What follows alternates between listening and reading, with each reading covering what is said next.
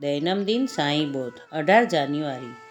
હશે લખ્યું જે કપાળે તે જો થવાનું થશે, તો પછી ગુરુ વગર નડવાનું શું છે? આને જઈને વણ શેરડી તે થશે. ભક્ત શ્રેષ્ઠ કાકા સાહેબ દીક્ષિત અને નાના સાહેબ ચાંદોરકર સાથે ઋણાનું બંધન ન હોત તો લાભોળકર શેરડી ન જાત. કાકા સાહેબ તેમને આગ્રહ કર્યો.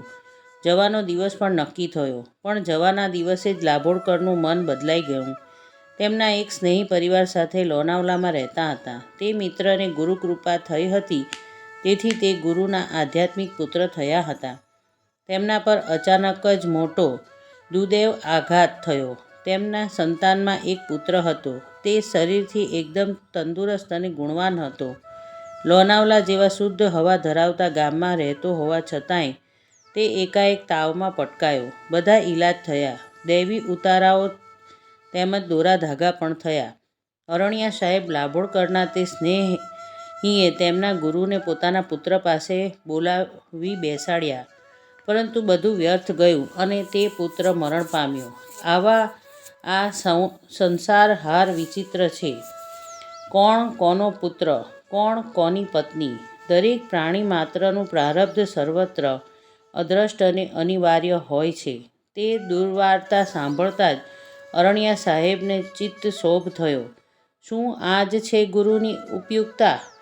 પ્રારબ્ધ કર્મ ફલિત થઈ સાંઈ દર્શને જવાની અરણ્યા સાહેબની ઈચ્છા નબળી પડી અને શિરડી જવામાં વિઘ્ન આવ્યો. તેમના મનમાં વિચાર આવ્યો, શું જરૂર છે શિરડી જવાની?